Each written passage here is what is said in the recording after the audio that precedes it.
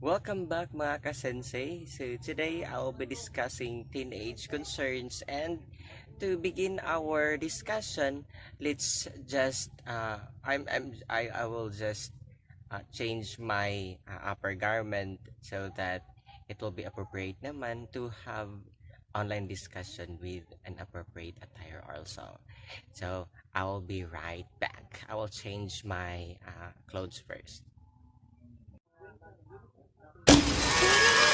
So, nakapagpalitan tayo ng damit. So, ah, parang sensei, certified sensei na talaga o certified teacher talaga tayo dito sa attire natin. Kaya naman, ah, we can now have our online discussion about our topic. So, this is just a part 1 of the topic. So, there will be part 2 pa. So, all you have to do lang is uh, find it in my channel or YouTube channel. So it is just a continuation naman on what is or what we have been discussed in part 1. So let's now begin our discussion, part 1 discussion about teenage pregnancy. Today, we're going to discuss about teenage concerns. Now, in this topic, our primary objective is to identify the different issues and concerns of teenagers and the need for support of understanding of the family. So, I have here the 7 essential questions which is related or which will be the way in order to realize the objective in this topic. So the first question we have, what are the different issues and concerns of teenagers? Then, what is identity crisis, sexual identity, sexual orientation, premarital sex, teenage pregnancy, and lastly we have abortion. Now, so to start with, let's answer the first question. Now, what are the different issues and concerns of teenagers?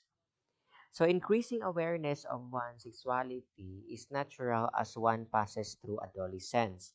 Since adolescence is a period of stress and strain, and it is a time when one undergoes many physical and hormonal changes that bring out sexual feelings and urges, which, without proper guidance from parents and other responsible adults, may cause confusion and lead to bad decision because there are some issues or concerns that may seem to bother teenagers during this point of their lives.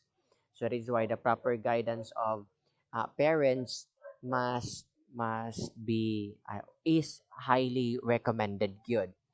So these issues include identity crisis, sexual identity and sexual behavior, premarital sex, teenage pregnancies, and lastly, we have abortion.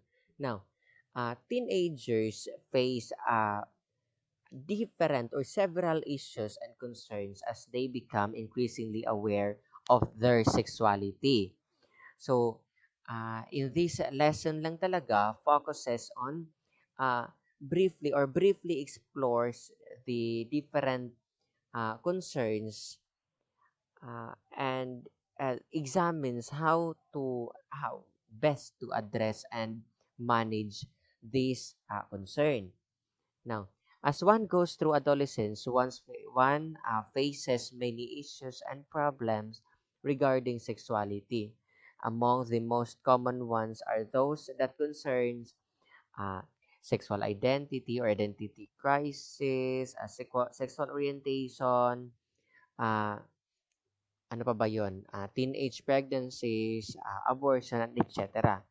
So, identity crisis is a feeling of not being sure about yourself and what purpose you have in life.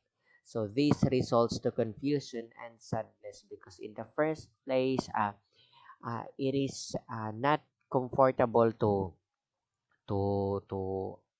mingle with others or to be with other people because in the first place you don't know who you are, and you don't know what is your purpose and your goal itself in your life. So, knowing yourself pa talaga is highly recommended, uh, and this will be realized through the help of parents. Now, many teenagers experience it because there are instances where they are treated as children, as young adults, and it is a dilemma in some teenagers because there are times when they do not know what behavior they should conduct. So, knowing yourselves talaga is very important in order also for you to easily mingle to other people, deal with other people.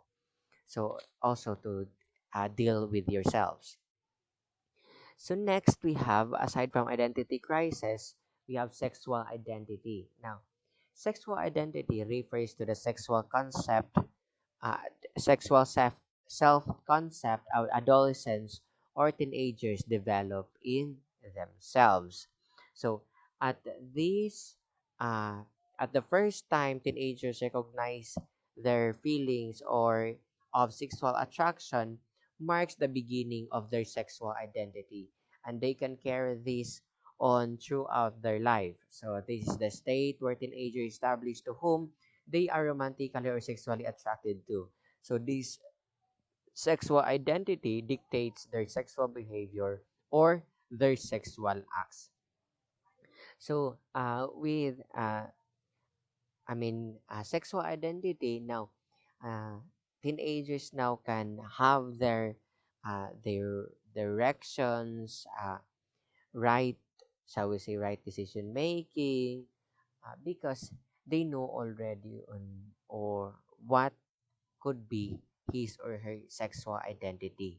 Now, it can also easily also to mingle with others, especially if you know already what is your sexual identity. So next for that is sexual orientation. Now, it refers to the romantic or to the romantic or sexual attraction. Now, sexual orientation is defined as a person's pattern of attraction to other people, which includes physical, emotional, sexual, and romantic attraction. So, based on one's pattern of attraction, one can identify it as uh, so first we have if he or she is identified as heterosexual, homosexual, bisexual, and asexual.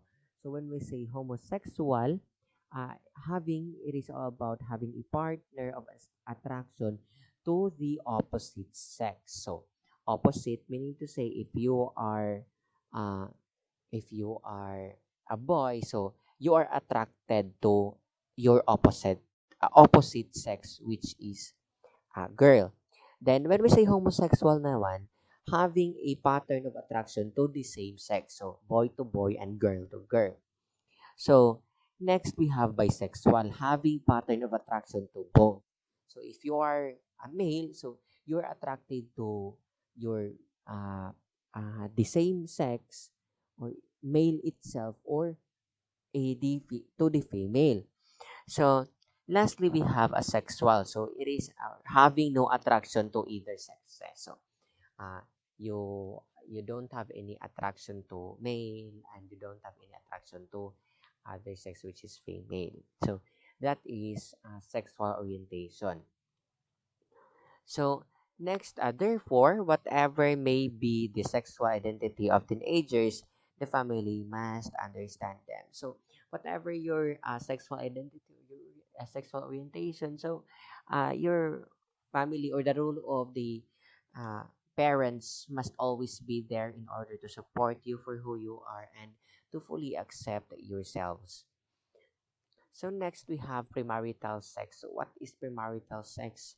So it is all about engaging into sexual act with a partner before marriage. Then next, a strong emotional attachment and sexual attraction towards your partner. Next, the sexual act often leads to the process of reproduction or having a baby. And as the time that girls already have their monthly period and boys reach adolescence, they are now capable of reproduction. So this is premarital sex. Now, uh, it arises when uh, you have that mm, intense, or you have that